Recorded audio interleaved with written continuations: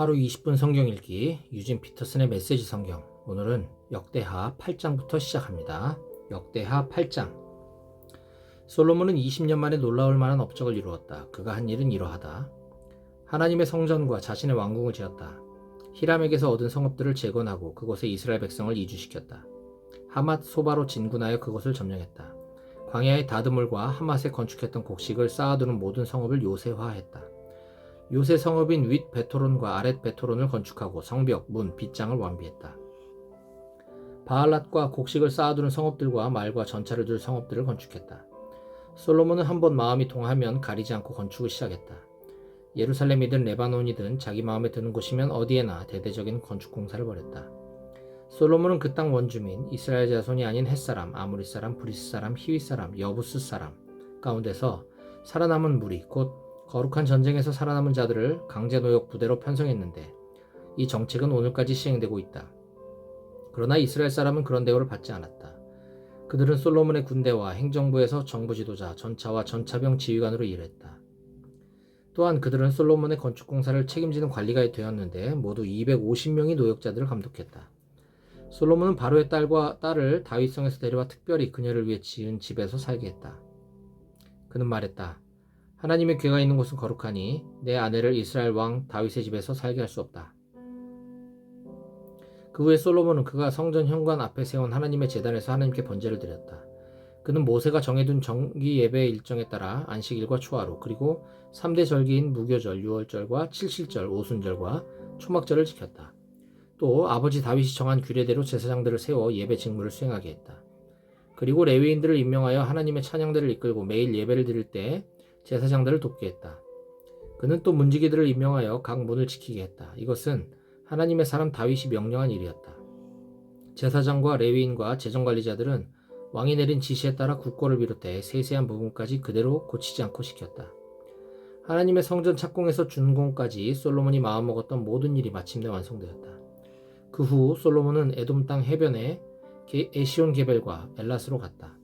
히람이 그에게 배 여러 척과 숙련된 뱃사람들을 보냈다. 그들은 솔로몬의 사람들과 함께 동아프리카의 오빌로 항해해서 금 15톤을 실어다가 솔로몬 왕에게 바쳤다. 역대하 9장. 스바 여왕이 솔로몬의 명성을 듣고는 어려운 질문으로 그의 명성을 시험해보기 위해 예루살렘으로 찾아왔다. 그녀는 수행원을 잔뜩 거느리고 향료와 많은 금과 값진 보석을 낙타에 싣고 호화롭게 예루살렘에 입성했다. 그녀는 평소 관심 있던 온갖 주제를 논하며 자신의 생각을 솔로몬에게 모두 이야기했다. 솔로몬은 그녀가 내놓은 모든 주제에 답했고 어떤 질문에도 말문이 막히지 않았다. 솔로몬의 지혜를 직접 경험한 스바 여왕은 그가 지은 왕궁, 잘 차려놓은 식사, 멋있게 줄지어 선 왕궁 관리들, 단정하게 차려입은 시종들, 술잔을 맡은 관리들, 그리고 하나님의 성전에서 아낌없이 번제를 드리는 정성스러운 예배를 보며 그 모든 것에 감탄했다. 그녀가 왕에게 말했다. 모두 사실이었군요. 왕의 업적과 지혜에 대한 명성이 내 나라에게까지 들려왔는데 이제 모두 확인했습니다. 내가 직접 보지 않았으면 믿지 못했을 것입니다. 사람들의 말이 과장이 아니었군요. 왕의 지혜와 기품은 내가 상상한 것보다 훨씬 뛰어납니다. 왕 밑에서 일하는 사람들은 날마다 왕 곁에서 지혜로운 말을 직접 들으니 얼마나 복됩니까? 당신을 총회하셔서 왕으로 삼으신 당신의 하나님을 찬양합니다. 그분이 당신을 왕으로 삼아 공의로 질서를 유지하게 하시고 소중한 백성을 보살피게 하신 것은 이스라엘을 향한 그분의 사랑에서 비롯된 것임이 분명합니다. 그런 다음 그녀는 4.5톤가량의 금과 수많은 향료와 값비싼 보석을 왕에게 주었다. 스바 여왕이 솔로몬 왕을 위해 향료를 가져온 이후로 그처럼 많은 향료가 배로 들어온 일은 다시 없었다. 히람의 배들은 오빌에서 금을 수입해 오면서 향기로운 백당목과 값비싼 보석도 함께 가져왔다. 왕은 백당목으로 하나님의 성전과 왕궁에 드릴 세련된 가구를 제작하고 음악인들을 위해 하프와 수금을 만들었다. 그만한 백당목을 들여온 경우는 이후로 없었다. 솔로몬 왕은 스바 여왕이 원하는 것을 모두 주었다. 구하는 것은 무엇이든 다 주었다. 가져온 것보다 더 많이 가져가게 된 그녀는 흡족해하며 신하들을 이끌고 자기 나라로 돌아갔다. 솔로몬은 매년 금 25톤을 받았다. 이것은 상인과 무역업자들과의 무역에서 나오는 세금과 수익 외의 수입이었다. 아라비아의 모든 왕과 크고 작은 지방 장관들도 솔로몬에게 은과 금을 바쳤다. 솔로몬 왕은 얇게 두들겨 편 금으로 사람 키만한 방패 200개, 방패 하나에 금 6.8kg씩 들어갔다. 그 절반 크기의 작은 방패에 300개를 만들었다. 그는 그 방패들을 레바논 숲 궁전에 두었다. 왕은 상하로 큰 보좌를 만들고 겉에 금을 입혔다. 보좌 아래에는 6개의 층계가 있고 층계와 연결된 보좌의 받침대는 금으로 만들었다. 양쪽 팔걸이 옆으로 사자상을 두었는데 6층계의 양쪽 끝에도 각각 사자상이 하나씩 서 있었다. 주변 어느 나라에도 그와 같은 보좌는 없었다. 솔로몬 왕의 잔과 컵은 금으로 만들었고 레바논 숲 궁전의 식기도 모두 순금으로 만들었다. 은으로 만든 것은 하나도 없었다. 솔로몬 시대에 은은 흔하고 값싼 것이었다. 왕의 배들은 히람의 뱃사람들을 태우고 3년에 한 번씩 다시스를 오가며 금과 은, 상아, 원숭이, 공작을 싣고 돌아왔다. 솔로몬 왕은 지상의 그 어떤 왕보다 부유하고 지혜로웠다. 그는 모든 왕보다 뛰어났다. 온 세상 왕들이 하나님께서 솔로몬에게 주신 지혜를 얻으려고 찾아왔다. 오는 사람마다 금은기구, 고급 예복과 의복, 최신 무기, 외국산 향료, 말과 노새 같은 선물을 가져왔다. 방문객들의 행렬이 매년 줄을 이었다. 솔로몬은 말과 전차를 모았다. 말과 전차를 두는 마구간이 4,000칸이 있었고 전차가 주둔해 있는 성읍과 예루살렘의 병영에 기병 12,000명이 있었다. 그는 동쪽으로 유프라테스 강에서부터 블레셋 땅 전역과 서쪽으로 이집트 경계에 이르는 지역의 모든 왕을 다스렸다. 그의 시대에는 은이 돌처럼 흔했고 백향목도 낮은 산지에 무화과 나무만큼이나 흔했다. 그는 이집트와 그 밖의 나라들을 상대로 말 무역업을 벌여 호황을 누렸다. 솔로몬의 나머지 생애와 통치는 예언자 나단의 역사책, 실로 사람 아히야의 예언서, 느밧의 아들 여로보암에 관한 선견자 이도의 묵시록에서 처음부터 끝까지 읽을 수 있다. 솔로몬은 예루살렘에서 40년 동안 온 이스라엘을 다스렸다. 그는 죽어서 아버지 다윗성에 묻혔다. 그의 아들 르호보암이 뒤를 이어 왕이 되었다. 역대하 10장. 솔로몬은 세겜으로 갔다. 온 이스라엘이 그를 왕으로 세우려고 그곳에 모여 있었다. 당시 솔로몬을 피해 이집트에 숨어있던 여로보암은 솔로몬이 죽었다는 소식을 듣고 돌아왔다. 이스라엘이 불러낸 여로보암과 온 이스라엘 사람이 르호보암에게 가서 말했다. 왕의 아버지께서 등골이 휘도록 우리에게 일을 시켜 삶이 아주 고달팠습니다. 이제 좀 쉬게 해주시고 우리의 짐을 가볍게 해주시면 우리가 기꺼이 왕을 섬기겠습니다. 르호보암이 말했다. 생각할 시간이 필요하니 사흘 후에 다시 오시오. 그래서 백성은 돌아갔다. 르호보암 왕은 그의 아버지가 살아있을 때 조언을 구하던 원로들과 의논했다. 그대들의 생각은 어떠하오? 내가 백성에게 뭐라고 답하면 좋겠소? 그들이 말했다. 왕께서는 이 백성의 종이 되셔서 그들의 필요를 잘 헤아리고 긍휼을 베푸시며 원만히 일을 해결해 나가십시오. 그러면 결국 백성이 왕을 위해 무슨 일이든지 할 것입니다. 그러나 그는 원로들의 조언을 물리치고 그와 함께 자라서 지금은 왕의 비위만 맞추려 드는 젊은 신하들에게 물었다. 그대들 생각은 어떻소? 왕의 아버지처럼 혹독하게 하지 말고 좀 쉬게 해주십시오. 우리의 짐을 가볍게 해주십시오 하고 말하는 이 백성에게 내가 뭐라고 해야 되겠소? 왕과 함께 자란 철없는 젊은이들이 말했다. 왕의 아버지께서 우리에게 너무 심하게 하셨으니 짐을 가볍게 해주십시오 하고 불평하는 이 사람들에게 이렇게 말씀하십시오. 내 새끼손가락이 내 아버지의 허리보다 굵다. 내 아버지의 다스림이 고달팠다고 여긴다면 너희는 아직 고달픔의 맛을 제대로 보지 못한 것이다. 내 아버지는 너희를 채찍으로 때렸지만 나는 너희가 피투성이가 될 때까지 사슬로 칠 것이다. 르호보암이 백성을 향해 생각할 시간이 필요하니 사흘 후에 다시 오시오 하고 지시한 대로 사흘 후에 여로보암과 백성이 나타났다. 왕의 대답은 가혹하고 거칠었다. 그는 원로들의 조언을 무시하고 젊은이들의 제안을 따랐다. 내 아버지의 다스림이 고달팠다고 여긴다면 너희는 아직 고달픔의 맛을 제대로 보지 못한 것이다. 내 아버지는 너희를 채찍으로 때렸지만 나는 너희가 피투성이가 될 때까지 사슬로 칠 것이다. 르호보암은 백성의 말에 귀를 막았다. 하나님께서 이 모든 일에 배후에 계셨고 이로써 실로 사람 아히야를 통해 느밧의 아들 여로보암에게 주신 메시지를 확증하셨다. 온 이스라엘은 왕이 그들의 말을 한마디도 듣지 않은 것을 알고 왕에게 맞서서 말했다. 꺼져버려라 다윗. 이새 아들아, 우린 이제 너한테 질렸다. 이스라엘아, 어서 여기서 떠나자. 다윗, 이제 더 이상 우리 일에 참견하지 마라. 그런 다음 백성이 떠나갔다. 그러나 르호보암은 유다 성읍들에 사는 사람들을 계속 다스렸다. 그 후에 르호보암 왕이 노역 책임자인 아도니람을 보내자 이스라엘 백성이 모여서 그를 돌로 쳐 죽였다. 르호보암 왕은 재빨리 전차에 뛰어올라 예루살렘으로 피했다. 그때부터 오늘까지 이스라엘은 다윗 왕조에 계속 대항했다. 역대하 11장. 예루살렘으로 돌아온 르호보암은 유다와 베냐민 지파 사람들을 소집하고 정예군 18만 명을 동원했다. 그는 이스라엘과 전쟁을 벌여 나라를 되찾으려고 했다. 그때 하나님의 말씀이 거룩한 사람 스마야에게 임했다.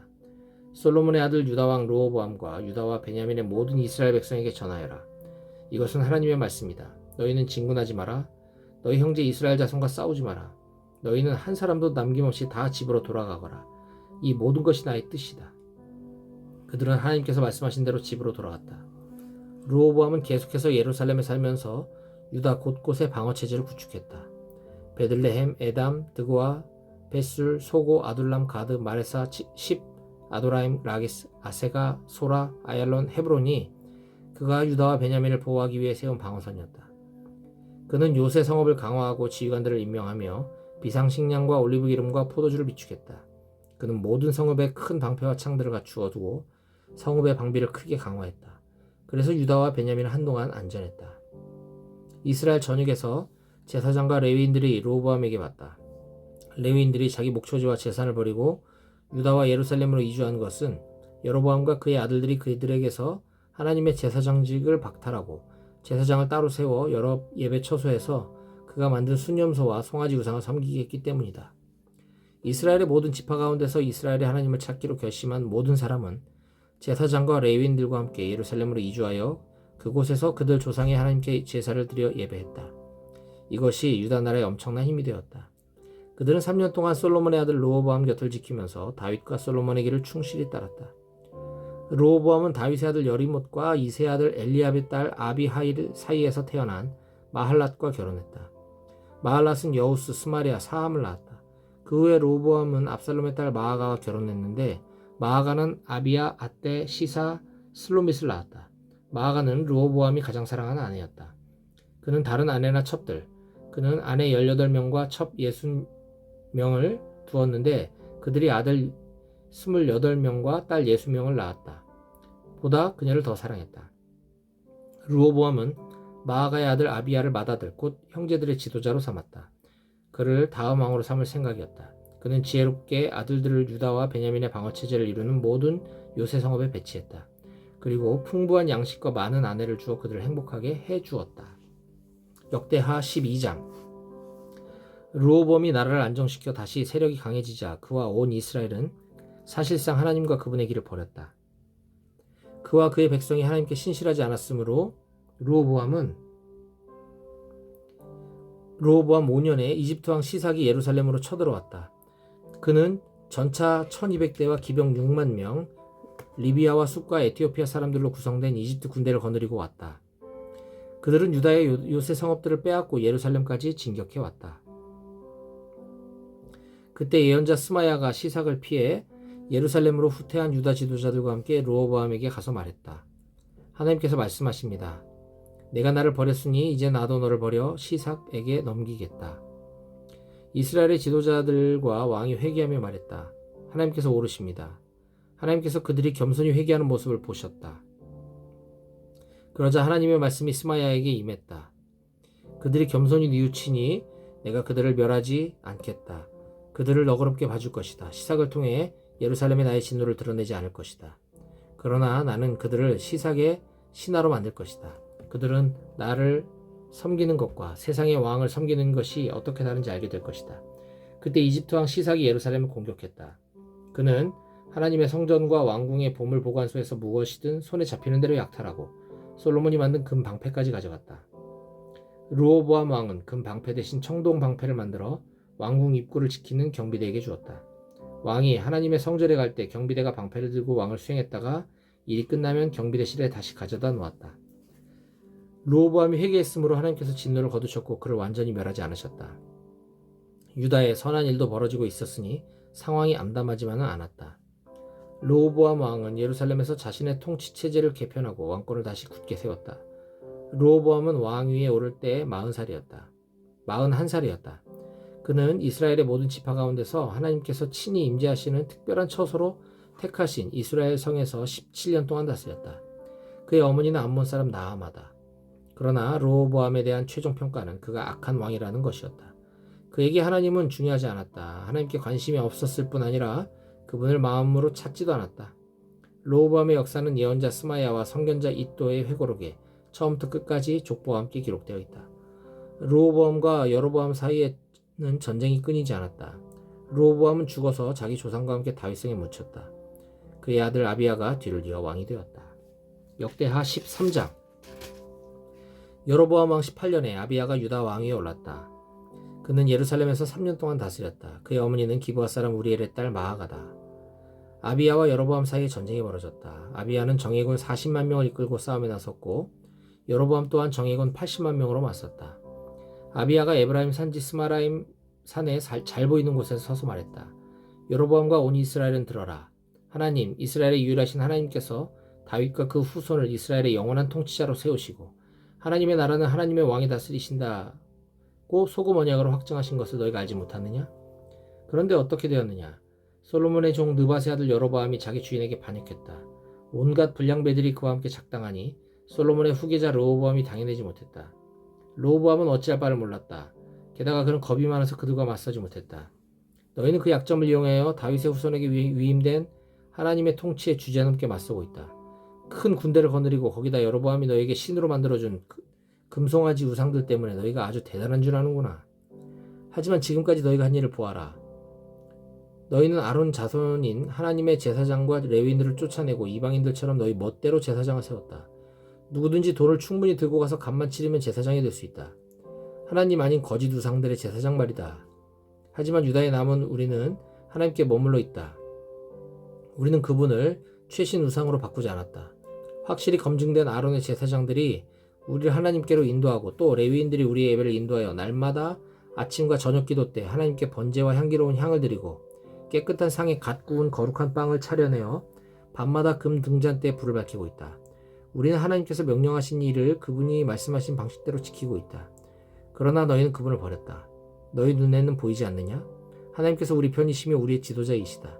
그분의 제사장들은 나팔을 들고 전투 신호를 보낼 태세가 되어 있다. 이스라엘 백성아, 하나님 너희 조상의 하나님과 싸우지 마라. 너희는 절대 이 전투에서 이기지 못한다. 아비야가 말하는 동안 여로보암은 사람들을 뒤로 보내서 그들을 기습하게 했다. 유다 앞에는 여로보암, 뒤에는 복병이 있었다. 뒤를 돌아본 유다는 자기들이 앞뒤로 공격받고 있음을 알았다. 그들은 하나님께 간절히 기도했다. 제사장들은 나팔을 불고 유다 군사들은 크게 부르짖었다. 그때 하나님께서 아비야와 유다 앞에서 여로보암과 온 이스라엘을 치셨다. 이스라엘 군은 유다 군 앞에서 흩어졌다. 하나님께서 유다에게 승리를 주셨다. 아비야와 그의 병력은 이스라엘을 크게 무찔렀다. 그날 이스라엘 정예군 50만 명이 죽었다. 이스라엘 군은 처참하게 무너졌다. 아주 치욕스러운 패배였다. 유다 군이 힘들이지 않고 이긴 것은 그들의 조상의 하나님을 신뢰했기 때문이다. 아비야는 승리의 여세를 몰아 여로보암을 추격하여 베델, 여사나, 에브론 성읍과 그 주변 마을들을 빼앗았다. 여로보암은 아비야가 살아있는 동안 이 패배에서 끝내 빠져나오지 못했다. 이후에 하나님께서 그를 치시니 그가 죽었다. 반면에 아비야는 번성했다. 그는 14명의 아내와 결혼하여 아들 22, 딸 16의 한 가문을 이루었다. 아비야의 나머지 역사, 곧 그의 언행은 예언자 이또가 쓴 연구서에 기록되어 있다. 역대하 14장. 아비야는 죽어서 자기 조상과 함께 다윗성에 묻혔다. 그의 아들 아사가 뒤를 이어 왕이 되었다. 아사가 다스리던 10년 동안 그 땅은 평화로웠다. 아사는 선한 왕이었다. 그는 하나님 보시기에 바르게 행했다. 그의 이방제단과 산당들을 없애고 신성하게 여기는 돌기둥들을 부수고 음란한 종교의 목상들 아세림을 베었다. 그는 또 유다 백성에게 명령하여 삶의 중심을 하나님, 그들 조상의 하나님께 두고 율법대로 행하며 계명에 따르도록 했다. 그가 유다 성읍들에서 모든 이방 산당들과 제단들을 없앴으므로 나라가 평화로웠다. 그 땅이 평온하고 전쟁이 없어서 아사는 튼튼한 방어체제를 구축할 수 있었다. 하나님께서 평화를 지켜주셨다. 아사는 백성에게 말했다. 우리에게 기회가 있고 이 땅이 평온할 때 든든한 방어체제를 구축하여 성벽, 망대, 문, 빗장으로 성읍들을 요새화합시다. 이 땅이 이처럼 평화로운 것은 우리가 하나님을 찾았기 때문입니다. 그분이 우리를 모든 고난으로부터 지켜주셨습니다. 그래서 그들은 성읍을 튼튼히 하고 번영을 누렸다. 아사의 군대에는 방패와 창으로 무장한 유다 사람 30만 명과 방패를 들고 활을 쏘는 베냐민 사람 28만 명이 있었다. 그들 모두 용감한 군사들이었다. 에티오피아 사람 세라가 아사와 전쟁을 벌이려고 100만 군대와 전차 300대를 이끌고 마레사까지 쳐들어왔다. 아사는 그에 맞서 마레사 근처 스바다 골짜기에서 싸울 준비를 했다. 거기서 아사가 하나님께 기도했다. 하나님, 주께서는 한번 돕기로 작정하시면 적군의 많고 적음이 문제되지 않고 그들의 세력에도 눌리지 않으십니다. 오 하나님, 우리를 도와주십시오. 우리는 주님과 주님의 성품을 신뢰하기에 이 큰 군대에 맞서 싸우러 나왔습니다. 한낱 인간들이 주께 대적하지 못하게 해주십시오. 하나님께서 이디오피아 사람을 아사와 유다 앞에서 물리쳤다. 이디오피아 사람은 필사적으로 도망쳤다. 아사와 그의 용사들이 그날까지 그를 쫓아갔다. 죽은 자가 얼마나 많았던지 에티오피아 사람은 전의를 완전히 상실했다. 하나님과 그분의 군대 앞에서 어마어마한 살육이 벌어졌다. 유다는 많은 전리품들을 실어 날랐다. 그들은 그날 주변의 모든 성읍을 폐허로 만들고 그 땅을 약탈했다. 그곳 사람들이 안절부절 못한 채 하나님에 대한 두려움으로 벌벌 떨었다. 또 유다는 가축 지키는 자들을 공격하여 많은 양과 낙타를 빼앗아서 예루살렘으로 돌아왔다.